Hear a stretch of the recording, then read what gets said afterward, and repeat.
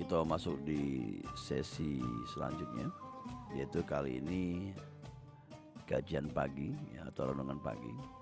Dan kebetulan Ustadz kita hadir di studio, dan nanti kita pacak meloi kajian pagi pada pagi hari ini bersama Ustadz Haji Orbit Rupawan STHI selaku pengasuh Pondok Pesantren Nurul Qomar. Dan nanti atau kakek dulu galau-galau pacak berinteraksi juga di sini di 0711351656. Baik itu membahas tema kita kali ini, tema kitab hadis Riyadhus Shalihin bab 3 tentang sabar ya. Langsung baik kita bersua bersama narasumber kita di pagi hari ini. Halo, Assalamualaikum Ustaz. Waalaikumsalam warahmatullahi wabarakatuh. Lama udah ketemu Ustaz ya? Ada sebulan lebih Ustaz. Sebulan. Ustaz, pagi ini kita bahas mengenai kitab hadis ya, yang berbicara tentang sabar. Sabar. Dia tulisan sebagai pancingan atau mungkin kayak kita tanya jawab ya. Silakan Ustaz. Siap. Bismillahirrahmanirrahim. Assalamualaikum warahmatullahi wabarakatuh. Alhamdulillahi rabbil alamin. Assalatu wassalamu ala asyrafil anbiya'i wal mursalin sayyidina wa maulana Muhammadin wa ala alihi wa sahbihi ajma'in. Amma ba'du. Yang kami hormati, yang kami muliakan para bapak, ibu, pemirsa Pro 4 RRI Palembang yang kami cintai, kami banggakan. Pagi hari ini kami akan menyampaikan bab 3 dari kitab Riyadhus Shalihin, pembahasannya tentang sabar.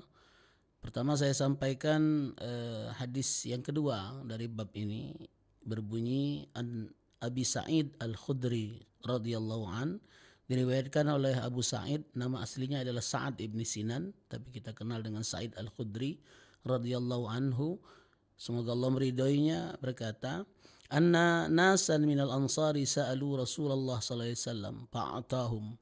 Ada sekelompok manusia, sekelompok orang dari kalangan kaum Ansar datang menemui Rasulullah, kemudian minta apapun yang ada pada Rasulullah. Kemudian Rasul beri, setiap yang datang tadi diberi oleh Rasulullah. Sudah selesai proses pemberian, masih ada yang nak minta lagi. Summa sa'aluhu fa'atahum hatta nafida ma indah. Datang lagi yang baru, minta lagi. Semua yang datang diberi oleh Rasulullah, apapun pemberian Rasul yang diberikan kepada mereka, hatta nafida ma indahu, sampai habis semua apa yang ada pada Rasulullah. Faqala lahum hina anfaqa kulla syai'in biyadih.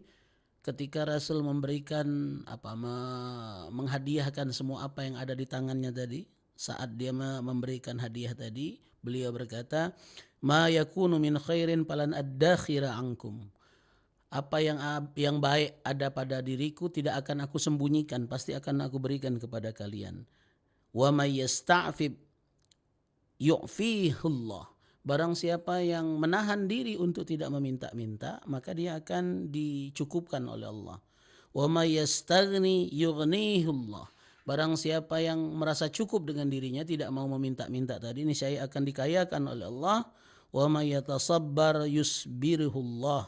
Barang siapa yang belajar untuk sabar, niscaya akan dibuat sabar oleh Allah Subhanahu wa taala. Wa ma u'tiya ahadun a'tahu khairan wa awsa'a minas sabr. Tidaklah ada pemberian yang lebih baik, lebih sempurna, lebih luas daripada pemberian sabar yang ditanamkan di dalam hati. Hadis riwayat muttafaqun alaihi. Artinya ada di dalam kitab Sahih Bukhari dan Muslim. Pemirsa Pro 4 RRI Palembang yang kami cintai. Jadi tema tentang kesabaran ini, tadi kan cerita tentang bagaimana Rasul sabar menghadapi umatnya ketika sekelompok orang datang meminta apa yang ada pada diri Rasulullah, Rasul berikan. Jadi kita tahu sejarahnya, tidak ada orang yang datang menemui Rasul kecuali pulang ada oleh-oleh yang dibawa. Orang yang bertamu menemui Rasul di rumahnya pasti dapat oleh-oleh. Apapun yang ada pada diri Rasul pasti diberikan. Maka tidak ada yang keluar dari rumah beliau dengan tangan hampa, tangan kosong, semuanya dapat pemberian. Maka ada sebagian para sahabat yang tahu kebiasaan Rasul ini galak ngenjuk uang ini. Dah galak bertandang ke rumah beliau. Ngapo? Kapan uang bertandang pasti ngabis ke harta Rasul. maka mereka lebih menunggu Rasul datang ke Masjid Nabawi. Nah ketika di Masjid Nabawi, Rasul mau kita ini bertandang juga tidak berbawaan barang, maka para sahabat nemui beliau, bertanya, berdialog dan lain sebagainya. Tapi memang ada sekelompok wong yang sengaja nih yang mau kita nih ngerogoti Nabi tadi, datang nemui ke rumah nih kan. Kapan balik pasti ada bebawaan. Bahkan dalam riwayat dikatakan Nabi itu pernah sampai berutang. Saking jangan sampai ada wong yang balik dari rumah beliau tidak berbawaan. Nah maka dalam hadis ini menceritakan bagaimana sabarnya Nabi Muhammad menghadapi kaumnya. Ketika beliau berkata, apa yang ada pada diriku jika itu kebaikan tidak mungkin kusembunyikan, pasti kuberikan kepada umatku. Namun beliau ikat dengan kata-kata wa may yasta'fif ya'fihullah. Barang siapa yang menahan diri untuk tidak meminta-minta, maka dia akan dicukupkan oleh Allah. Wa may yastaghni yughnihullah. Barang siapa yang merasa dirinya sudah cukup, sudah kaya, akan dikayakan oleh Allah. Itu pembahasan yang pertama, bagaimana sabarnya beliau menghadapi umatnya. Kita berharap pemimpin-pemimpin kita di negeri ini model itu. Ini jangan kapanlah pecah banyak yang datang berkendak minta tolong mulai berpikir, nah bukannya ngurusi kamu baik, aku ngurusi keluarga aku juga. Tidak pernah muncul di dalam pikiran Nabi Muhammad SAW sebagai pemimpin, sebagai orang yang melayani umatnya. Kemudian yang kedua, Nabi katakan tidaklah ada pemberian yang lebih baik kecuali kesabaran yang diberikan, yang ditanamkan oleh Allah di dalam hati. Pemirsa Perempat RRI yang kami cintai, kami banggakan, kadang-kadang ada pepatah, ada kata-kata di antara kita, "Woi, sabarnya ada batasnya." Pemirsa ya, kesabaran itu tidak ada batasnya. Mengapa? Karena kalau kesabaran ada batasnya, belum sabar nian itu. Ya sekali, dua kali aku nih sabar, tiga kali aku nih sabarnya ada batasnya. Nah itu sebenarnya artinya belum sempurna sabarnya. Sebagaimana Rasulullah tetap melayani umatnya walaupun dalam keadaan beliau juga tidak sempurna ekonominya, dalam keadaan kondisi psikologi beliau yang berbeda-beda, tapi setiap kali melayani umatnya tetap menyambut dengan wajah gembira. Pemirsa, hakikatnya kesabaran itu memang kalau mau kita kelompokkan terbagi tiga. Pertama, kesabaran ketika menghadapi ujian atau musibah. Kemudian yang kedua, kesabaran untuk menghindar dari maksiat. Kemudian yang ketiga, kesabaran dalam ketaatan. Nah ini levelnya, ujiannya berbeda-beda. Selama ini kan kita menganggap bahwa yang dikatakan sabar itu kalau dapat bala, dapat musibah, dia tidak ngeluh, tidak berkeluh kesah, tidak berutuk dan lain sebagainya. Itu level yang pertama, dan kita semua pasti akan menghadapi musibah. Tidak ada manusia yang tidak berhadapan dengan musibah. Mengapa? Karena musibah itu asal katanya dari ma'asaba yusibu, sesuatu yang menimpa seseorang. Selama ini kan kita mengatakan bahwa musibah itu tuh bala, bencana, kehilangan, kekurangan, kemalingan dan lain sebagainya yang tidak kita sukai. Padahal hakikatnya itu adalah salah satu aspek dari ujian Allah. Sementara kekayaan, kesenangan, naik pangkat, dihormati, masyhur dan lain sebagainya kita anggap itu kenikmatan. Padahal itu juga musibah. Makanya Umar bin Abdul Aziz ketika dipaksa oleh umatnya untuk menjadi khalifah, apa beliau katakan? Innalillahi wa inna ilaihi raji'un. Kedudukan ini adalah musibah bagi beliau. Mengapa? Karena akan berkurang waktunya untuk keluarga, akan berkurang waktunya berasik masyuk dengan Allah Subhanahu wa taala. Maka beliau katakan ini musibah bagi aku, ujian bagi aku. Pemirsa, kita semua akan menghadapi apapun yang diberikan oleh Allah, apapun yang ditakdirkan oleh Allah, dan semuanya adalah merupakan ujian dan menuntut kita untuk sabar menghadapinya. Kemudian yang kedua, kesabaran yang kedua adalah kesabaran ketika kita berlepas dari maksiat, ketika kita melawan diri, melawan hawa nafsu kita untuk tidak melakukan apa yang dilarang oleh Allah Subhanahu wa taala. Ini juga butuh kesabaran. Contoh misalnya ketika kita selama ini bergelimang dengan dosa, ketika kita biasa melakukan maksiat, tiba-tiba ada keinginan untuk taubat. Maka ujian terberatnya adalah bagaimana kita mampu menahan diri agar jangan sampai lagi melakukan dosa tadi, agar jangan kembali lagi melakukan dosa, terjerumus di lubang yang sama. Nah ujiannya ketika kita berlepas dari dosa, meninggalkan maksiat itu memang butuh sabar nih. Ngapa? Karena biasanya kapan kita bertaubat, ujiannya itu kayak apa yang biasa kita gawekan, apa maksiat yang biasa kita gawekan dipermudah oleh Allah. Mohon maaf, misalnya selama ini gawe narkoba, bermodal dewek, nyari duit dewe untuk dapat narkoba tadi. Giliran kita nak berhenti narkoba, kawan nawai. Sudah, aku modalnya, aku belinya. Uang yang selama ini biasanya pelit, hari itu jadi pemurah buat kita agar melakukan narkoba lagi. Biasa galak mabuk, tahu-tahu berhenti mabuk. Giliran berhenti mabuk, uang yang biasanya pelitnya minta ampun, nawai. Ayo kita mabuk sama-sama. Itulah ujiannya ketika mau bertaubat. Maka kita akan dirasakan oleh Allah, diuji oleh Allah. Memang betul-betul mau bertaubat atau tidak. Maka butuh kesabaran ketika kita ingin berlepas dari maksiat. Belum lagi omongan manusia. Oh, pecahnya be, jangan aja jadi anggota dewan, budak ini berhenti maksiat. Nah, kaki kapan lah sudah jadi bermaksiat lagi. Itu ujiannya. Maka ketika kita berlepas dari maksiat, kita harus sadar memang pasti ada ujian dan kita harus sambut dengan kesabaran. Kemudian yang ketiga, level yang paling tinggi adalah kesabaran dalam ketaatan. Ketaatan ini butuh konsistensi, butuh sikap istiqomah untuk terus menjalankan ketaatan. Nah, orang yang bisa istiqomah itu adalah orang yang sabar. Mengapa? Karena hakikatnya istiqomah itu paling berat pekerjaan. Rasulullah saja sampai berkeringat sebesar bulir biji jagung ketika diperintahkan oleh Allah, wa aslim wastaqim. Kamu harus masuk Islam sempurna, namun harus tetap istiqomah sampai keluar keringat sebesar bulir jagung ketika Allah perintahkan turun istiqomah. Maka ada pepatah sebagian ulama mengatakan istiqomah itu lebih istimewa daripada 70 karamah. Dan sungguh tidak akan ada karamah pada seseorang, pada wali, kecuali dia sudah sampai di maqam istiqamah. Nah, ketika kita berusaha untuk konsisten istiqamah terus di dalam satu perbuatan baik, memang butuh kesabaran. Pertama, ujiannya dari dalam diri kita. Apakah kita bisa terus konsisten sementara buah kesabaran, buah dari perbuatan baik tadi tampaknya belum tampak. Belum lagi ujian dari luar, perilaku, perkataan, pendapat orang-orang yang memandang kita konsisten di dalam satu perbuatan. Tapi yakinlah tidak ada perbuatan yang ketika dilakukan dengan istiqomah kecuali di mata Allah sangat berharga. Pemirsa Pro 4 RRI Palembang yang kami cintai, kami banggakan. Maka saya tutup keterangan saya pagi hari ini dengan hadis ketiga riwayat Nabi Muhammad SAW dari Yahya Suhaib ibn Sinan radhiyallahu anhu. Qala, dia berkata, qala Rasulullah SAW, Nabi Muhammad SAW bersabda, ajaban li amril mu'min. Sungguh urusan orang yang beriman itu sangat menakjubkan, sangat mengherankan. Inna amruhu kulluhu lahu khairun. Sesungguhnya semua perkara yang menimpa seorang mukmin pasti akan berujung kebaikan. Walaisa li ahadin illa lil mu'min. Dan hal menakjubkan ini tidak didapati selain daripada orang yang beriman. Apa yang menakjubkan itu, kata Rasulullah?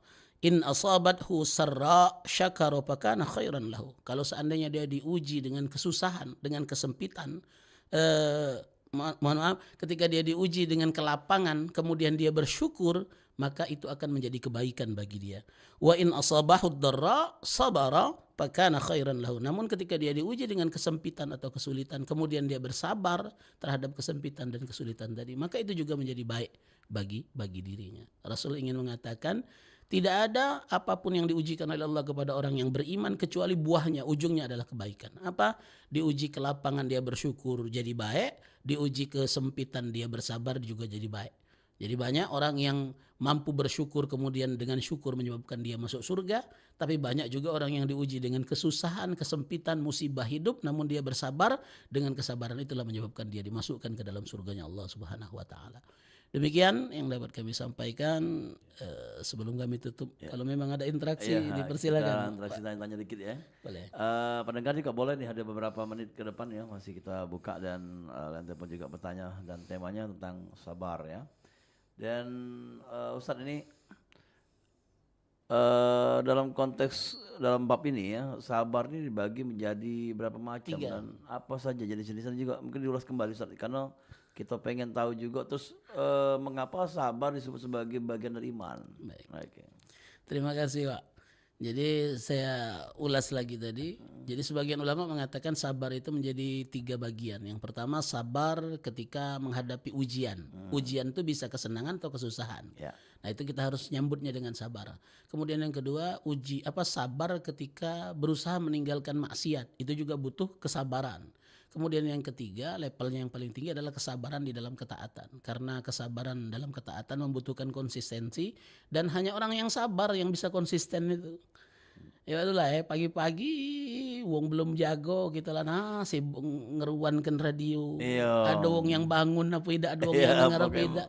Mendak sabar tak mungkin lah baca gawe kan gawe yang berat ini. Iya, Nah, benar-benar. itu maka dalam perkara yang baik memang menuntut kesabaran. Kalau kita tidak sabar gancang kita ninggalkan gawe baik ini. Kenapa? Karena kadang-kadang buah baik itu kan belum, ya mohon maaf kalau begawe langsung diganjar Tuhan dengan pahala sekian juta. Datang galau. Wow. Iya. Ini buah baik, ini kan kaget. Nah, yang buat kaget itu kadang-kadang membuat kita akhirnya tidak sabar. Kapan ya Allah? Nah, tidak tahu waduh lah dapat nikmatnya dunia gara-gara jadi pemirsa jadi penyiar dan lain penyiar, sebagainya.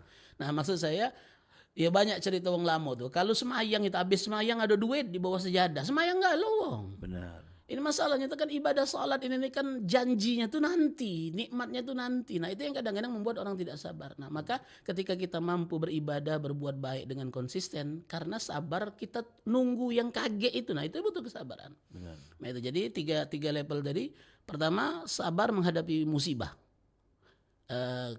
Saya katakan tadi musibah itu ada dua, musibah nikmat atau musibah kesusahan dan lain sebagainya. Kita dituntut kesabaran. Kemudian yang kedua, ketika saat kita meninggalkan maksiat, saat kita sudah memilih untuk bertaubat, maka yakinlah tidak mungkin kita bertaubat dibiarkan oleh Allah saja. Pasti diujinya. Lah bertaubat nih, apa nak bertaubat nih, apa cuman sekedar lip service baik. Ya.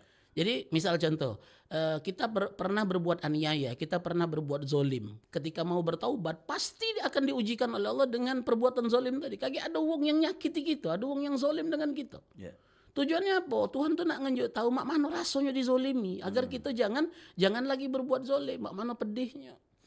Makanya ada cerita wong kalau nak berangkat haji katanya kalau wong yang galak jahat dengan manusia di kampung halaman kapan berangkat haji dibalas Tuhan di sana ditangani wong pula. Nah, itulah proses ujian dari Allah Subhanahu wa taala. Jangan menjadikan kita lagi takut nak berangkat haji, salah. Itulah proses pembersihan diri kita. Ketika kita mampu melewati proses ujian tadi, maka insya Allah akan sukses. Ya, jadi memaknai apa yang sudah didapat dasarnya dalam kehidupan kita sehari-hari. Ya, misalnya kita dapat nama tadi apa namanya pangkat, Ya. kita maknai ini bukan satu kemenangan tapi ujian. Ujian dari Allah Terus Subhanahu itu juga dengan kita mendapat dengan penderitaan, memaknai mana caranya kita pacak keluar dari penderitaan itu. Betul. Jadi begini, karena kita yakin bahwa Allah Subhanahu wa taala itu kan yang abadi. Tapi banyak yang tidak sabar lari ke tempat lain. Itu tadi maksud aku, karena dak sabar tadi, yo abadinya Tuhan itu kan lama. Sementara selain Tuhan itu kan tidak ada yang abadi. Kayo sementara, miskin sementara, sehat sementara, sakit sementara. Kapan proses abadi itu terjadi? Kalau kita sudah mati. Benar. Selamanya di dunia ini tidak kata yang abadi. Nah, ketika kita yakin itu sempurna kepada Allah, pasti akan menjadi sabar. Oh iya, lagi buntu sekarang. Kan tidak selamanya dibuat buntu. Tuhan Maha Kaya. Nah, itu nah. Oh, sekarang lagi sakit. Oh, tidak mungkin sakit selamanya karena Tuhan yang memberikan penyakit, Dia juga yang memberikan kesembuhan. Nah, kadang-kadang kita tuh nak rasa nunggu, oh ala kelamonyo. Itu yang kadang-kadang membuat tidak sabar. Padahal kita tahu yadunnuna annahu ba'ida, orang merasa itu lama padahal di sisi Allah itu sebentar ujian tadi. 60 tahun lah kita diuji dengan bala di dunia. Tapi kan kesabaran tadi membuahkan ribuan tahun, ratusan juta tahun kita abadi selama-lamanya di surga. Kita nganggap 60 tahun hidup kita dengan kesusahan, dengan kemiskinan itu lama. Tapi kan di dalam sisi Allah itu cuma setengah hari. Karena 1000 tahun di sisi Allah itu 1000 tahun di dunia sama dengan 1 hari di sisi Allah Subhanahu wa taala. Tapi Ustadz itu tuh ceritanya masih jauh. Ya itulah makanya kita ini bercerita tentang keimanan. Agar bisa sabar disambut dengan keimanan. Maka kata Rasulullah, perkara orang yang berimanlah yang diuji dengan kelebihan dia pacak bersyukur, diuji dengan kekurangan dia bisa bersabar. Jadi mana memaknai ujian tadi agar kita bisa menyambutnya dengan syukur atau dengan sabar. Insya Allah itu adalah buah dari keimanan sempurna kepada Allah Subhanahu wa taala. Ya, tapi orang yang memang sabar selalu dekat dengan Allah, cintaan itu. Ya, jadi apa? Makanya kata Rasul tadi tidak ada pemberian yang lebih sempurna dari Allah diberikan kepada seseorang kecuali sabar. Mengapa? Karena sabar itu kalau kita sebut ya kalau dalam jenisnya mungkin lautan. Jadi apapun kebaikan, keburukan yang datang dari darat akan tertampung di dalam lautan sempurna dibersihkan oleh kesabaran tadi. Jadi barang yang bagus, banyu tawar sampai di lautan dibuatnya mesin. Bangkai, kotoran datang ke lautan dibuatnya jadi sempurna, dibersihkannya, disucikannya. Itulah kesabaran. Lautan yang tak bertepi, samudera yang begitu dalam dapat menampung semua kebaikan. Maka kata Rasul tadi, tidak ada pemberian yang lebih besar, lebih luas daripada kesabaran yang Allah tanamkan di dalam hati. Tapi harus belajar juga Ustaz ya. Misalnya mungkin udah sabar ya, pengen jadi sabar. Pembelajaran awalnya.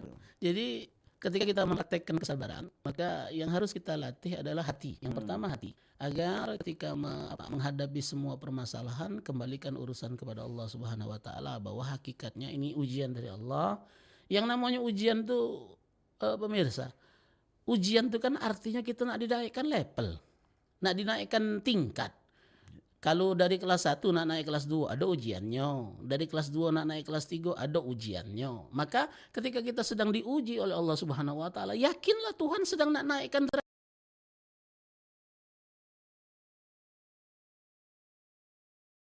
derajat kita. Tapi Ustaz, sudah ujiannya nih buntu sepanjangan. Artinya kamu tuh belum naik kelas. Makanya diujinya buntu terus. Karena udah pernah sabar. Misal sakit sepanjangan, tidak sembuh-sembuh. Artinya kamu belum lewat dari ujian penyakit. Kalau kamu sabar menghadapi ujian buntu tadi, dinaikkan Tuhan jadi kayo. Jadi Ustaz, aku tidak sudah ujiannya. Karena kamu udah naik kelas. Karena belum naik kelas, maka ujian kelas 1, ya ujian kelas 1 terus akhirnya. Maka saat kita sedang menghadapi ujian, misalnya kesempitan hidup lah, ini kan paling banyak ini kan yang galak muat dak sabar nih, yang kesusahan. Ya waduh lah ya. Kalau kayo, sabar galau, senang galau. Nah ujian kesempitan hidup inilah yang paling banyak kita alami. Maksud saya, ketika kita sedang menghadapi ujian kesempitan hidup, yakinlah ini sementara. Tuhan sedang ingin mengangkat derajat kita. Maka kalau kita punya pemikiran seperti itu, insya Allah ya kita hadapi ngapa? Karena ada kata pilihan lain. Inilah caranya untuk naik tingkat. Nah, uang ini kadang-kadang tidak ngerti tentang hal filosofis di dalam ujian kesabaran tadi. Ya Tuhan, aku tidak sabar.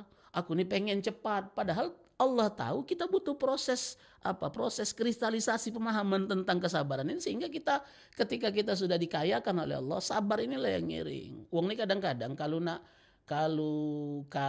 jadi wong kayo pacak galau. Waduh lah. Banyak wong yang tidak siap buntu. Jadi maka kalau kita dari sejak awal sudah diuji dengan kesusahan hidup, insya Allah ketika dikayakan oleh akan mensyukuri nikmat tadi, karena kita pernah merasa susah. Nah kalau ada wong yang seumur hidupnya senang terus, tahu-tahu diuji dengan kesusahan hidup sebentar saja, itu langsung putus asa, langsung bunuh diri dan lain sebagainya. Maka aku mungkin ingat cerita kiai kami. Mak mano kamu nih pacak jadi uang. Mak mano uang hebat tuh jadi uang. Rata-rata diuji dengan kesusahan. Sementara banyak anak kita zaman sekarang, karena kita lah kayo, kita ini kan kadang-kadang galak salah dalam mendidik. Merasa kalau pacak jangan pecah aku. Aku dulu nuntut ilmu susah, aku dulu nyari ilmu susah. Kalau pacak anak aku, apa dia kendak kita tunjuk. Padahal justru itu yang membuat mereka akhirnya tidak punya mental kuat. Segalanya tinggal minta baik. Kapan galak tinggal nangis baik. Kapan tidak dinyuk ngancam. Padahal zaman kita dulu tidak model itu. Iya, harus berusaha dulu. Nah, harus berusaha dulu. Memang diberi oleh orang tua, tapi dengan iming-iming, gawe dulu, harus naik. Ada yang dikejar dulu, baru diberi oleh orang tua. Akhirnya mental kita tuh kan terbiasa untuk berjuang. Tadi ajari bersabar tadi, Iya, ujian kesabaran. Kaget. Berapa waktu berikutnya, walaupun ada duit, tahan dulu. Jadi disitulah pentingnya orang tua memiliki pemahaman tentang bagaimana mendidik kesabaran tadi, agar anak tadi jangan mudah dinjuk. Segala apa yang dipinta budak belum tentu sesuai. Bukan berarti kita memenuhi semua keinginan anak tadi bentuk cinta. Jangan-jangan kayak jadi racun itu untuk mereka. Oke.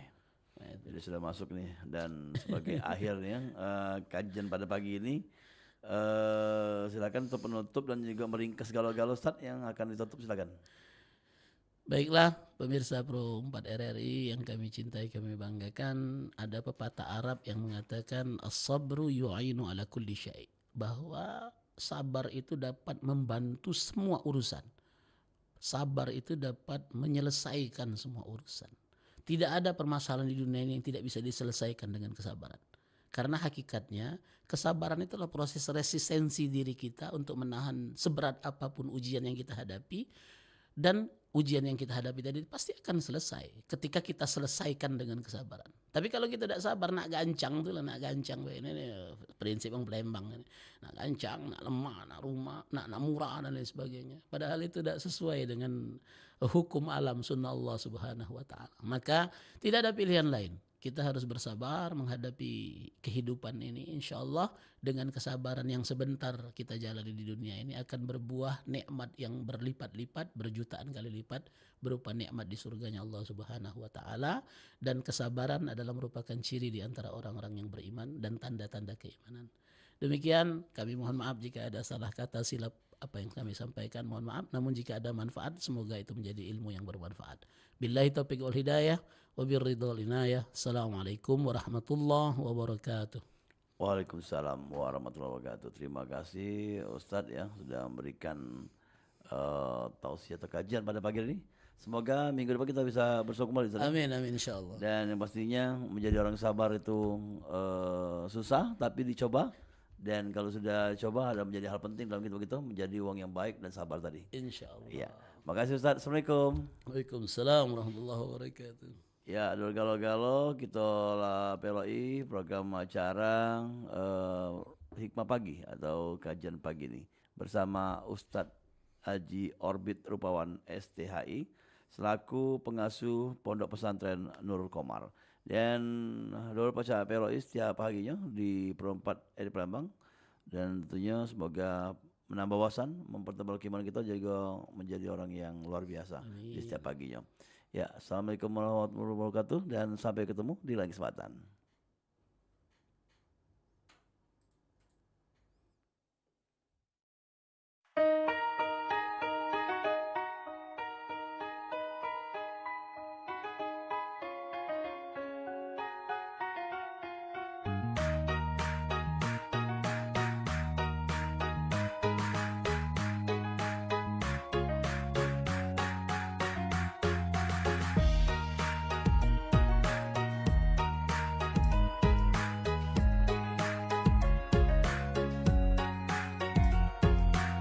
ذقت ولن نتخلى عن ميلاد المبرور سجل تاريخ وجودي من بعد حياة الأبوة ذقت ولن نتخلى عن ميلاد المبرور سجل تاريخ وجودي